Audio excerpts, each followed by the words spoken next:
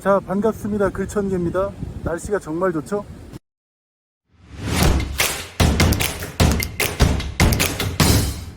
저는 지금 괌이라는 섬나라에 와 있습니다. 섬나라라서 그런지 햇빛이 진짜 얼굴이 찢어질 것처럼 뜨겁다가도 갑자기 뜬금없이 비가 쏟아지는 경우도 자주 있어요. 이렇게 날씨가 변덕이 심하다 보니까 도로가 흙탕물이 돼서 렌트카가 자주 더러워지는 거예요.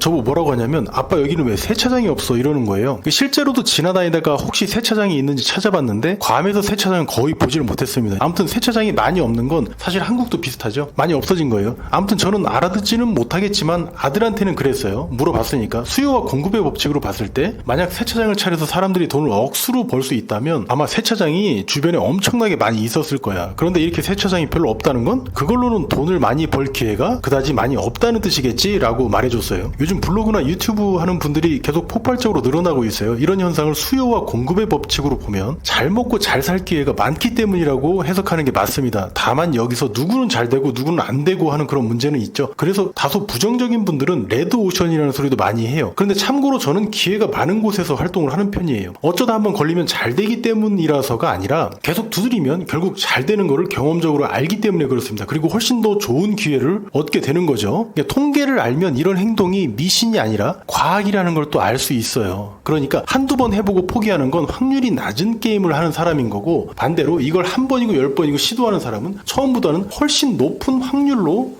성공하게 된다는 점, 그런 게임을 한다는 거예요. 동전을 던져서 앞면이 나올 확률과 뒷면이 나올 확률은 50대 50이지 않습니까? 그런데 단순히 한두 번 던진다고 매번 50대 50이라는 경향성을 보이진 않죠. 그런데 5번, 10번 이상 던져보면 어떻죠? 그럼 대략 그 확률대로 나오게 되는 거예요. 그래서 전체를 지배하는 건 확률이고 개체를 지배하는 건 운명이라는 말이 나오는 겁니다. 운명을 따르는 것보다 확률을 따르는 게 누가 봐도 합리적이고 과학적입니다. 따라서 누군 시도하고 누군 애초에 도전하지도 않는 이유가 이런 개념들이 익숙하지 않아서 그렇다고 저는 생각해요. 아무튼 이런 인간 행동과 심리는 기대 효용하고 기회비용, 이 유명한 두 가지 개념으로도 설명이 가능합니다. 다들 중학교는 나오셨으니까 이 개념, 먼저 기대 효용, 이건 뭐 모두가 알다시피 뭘 하나를 선택했을 때 얻을 수 있는 효용, 즉 가치를 말하는 거고, 두 번째로 기회비용, 이건 그거죠. 무언가 선택을 할 때 다른 하나를 포기하는 비용을 말하는 거예요. 예를 들어서 막 30이 된 여자가 있는데 이 여자는 지금 만나는 남자가 있어요. 근데 그 남자가 거지야. 가진 게 없어. 여기서 이 여성은 두 가지 선택을 할 수 있는 거죠. 이 남자와 결혼을 하든가 아니면 여기서 쪽내든가. 만약 결혼한다면 기대 효용을 얻게 되죠. 반대로 결혼을 했을 때 기회비용도 있겠죠. 포기한 무언가 있으니까. 실은 이 여성은 지금의 제 와이프예요. 그때는 제가 가진 게 너무 없어서 월세방을 구할 그 몇백만 원 그 보증금도 없었어요. 그런데 이 여성은 결혼을 선택했어요. 돈이 없는 사람하고 결혼한다? 그것도 7살이나 많은 사람하고? 그건 뭐다? 바로 남자는 얼굴이다. 자, 됐고.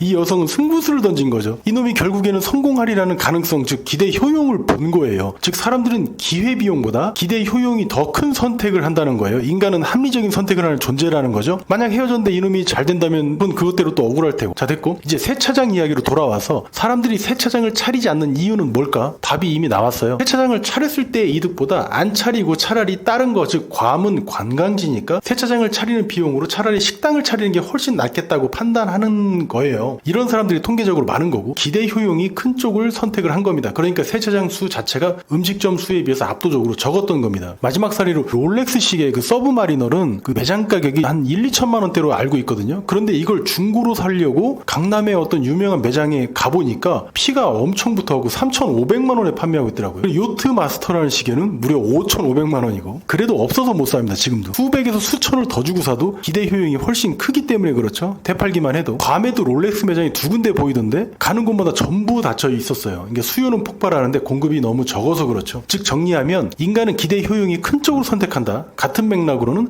수요와 공급의 법칙을 이해하면 쉽다. 글천기였습니다.